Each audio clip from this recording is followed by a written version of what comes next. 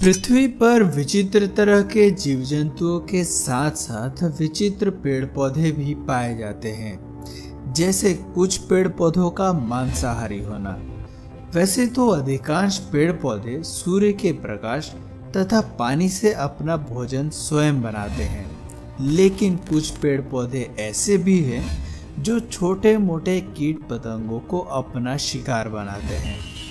वैज्ञानिक मानते हैं कि मांसाहारी पौधे अक्सर वहां उगते हैं जहां मिट्टी में पोषक तत्व कम पाए जाते हैं। इन्हीं पोषक तत्वों की कमी को वो कीड़े मकोड़ों और छोटे जीवों का शिकार करके पूरा करते हैं। सनड्यू इस बेहद खूबसूरत से दिखने वाले पौधे की लगभग 194 प्रजातियां पाई गई हैं। इस पौधे की पत्तियों के रेशों पर एक चिपचिपा रस होता है जो सूरज की रोशनी में ओस के कणों के समान चमकता है। ये दिखने में इतना खूबसूरत और स्वादिष्ट दिखाई देता है कि कीट पतंगे इसकी तरफ आकर्षित हो जाते हैं। मगर कीट पतंगे इन खूबसूरत बूंदों को टच करते ही इससे चिपक जाते हैं और धीरे धीरे ये पौधा अपने शिकार को चारों तरफ से जकड़कर अपनी चपेट में ले लेता है। ओस की खूबसूरत बूंद जैसा दिखने वाला ये खतरनाक द्रव्य पाचक का काम भी करता है। ये फंसे हुए कीटों को धीरे धीरे पचाने लगता है और जब शिकार के सारे पोषक तत्व चूस लेता है तब ये रेशे फिर से सीधे हो जाते हैं और फिर कोई नए शिकार की प्रतीक्षा करने लगते हैं। वीनस फ्लाईट्रैप इस पौधे के पत्ते दो भागों में बटे होते हैं और इनके अंदर से एक अजीब तरह की स्वीट सी स्मेल आती है जो कीड़े मकोड़ों को अपनी तरफ आकर्षित करती है। पत्ते के दोनों भागों की सतह पर सेंसिटिव बाल जैसे रेशे होते हैं। जब कोई कीट इन पत्तियों को छूता है तो ये दोनों पत्तियां बंद हो जाती हैं। इस पौधे की पत्तियों की बनावट इस तरह है कि फंसा हुआ शिकार चाहकर भी इसके कैद से जल्दी बाहर नहीं आ पाता और फिर शुरू होती है कीट को पचाने की प्रक्रिया। कीट को पूरा पचाने के बाद ही दोबारा से ये पत्तियां ओपन होती हैं।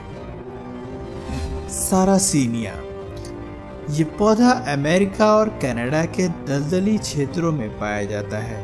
इसकी बनावट किसी सुराही की तरह होती है। इस सुराही नुमा फनल के अंदर एक मीठा द्रव्य होता है जो दूर दूर तक एक तरह की गंध बिखेरता है। कीट पतंगे इस गंध से आकर्षित होते हैं और इसके ऊपरी भाग पर आकर बैठ जाते हैं। लेकिन पौधे का ऊपरी भाग यानी एंट्री पॉइंट एक डेथ जोन होता है। इस ऊपरी भाग में इतनी फिसलन होती है कि शिकारी इस मौत की सुराही में गिर जाते हैं। बाहर निकलने का प्रयत्न करने पर पत्ते के मुंह पर लगे हुए बाल फिर से उसे अंदर की तरफ ढकेल देते हैं और देखते ही देखते कीट पतंगे इस तरल में डूबकर मर जाते हैं और फिर शुरू होता है शिकार को पचाने का काम। कोबरा लिली इस पौधे का नाम कोबरा लिली इसलिए पड़ा क्योंकि ये दिखने में कोबरा सांप जैसा दिखता है। इस पौधे से निकलने वाली सुगंध कीटों को आकर्षित करते हैं, पर जब कोई कीट सांप के फन के आकार की इस पट्टी के नीचे बैठकर उसके अंदर घुसता है तो फिर कभी बाहर नहीं निकल पाता। पत्ती के अंदर कई छोटे छोटे खिड़कीनुमा स्पॉट्स बने होते हैं जो कीटों के लिए इल्यूजन का काम करते हैं। इन छोटे छोटे स्पॉट्स से आती रोशनी की वजह से कीट को लगता है रास्ता ऊपर की तरफ है और इसलिए वो इसके अंदर ऊपर की तरफ बाहर जाने का रास्ता ढूंढने लगते हैं।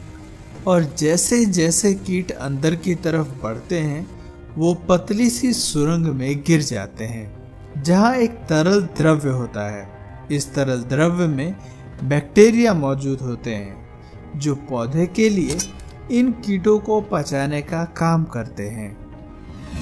ब्लैडरवॉर्ट स्थिर पानी में पाया जाने वाला ये पौधा तालाबों में तैरता हुआ पाया जाता है। इस पौधे की लगभग 220 से भी अधिक प्रजातियां पाई जाती हैं। इस पौधे की जड़ें नहीं होती और इसकी पत्तियां काफ़ी बारीक होती हैं।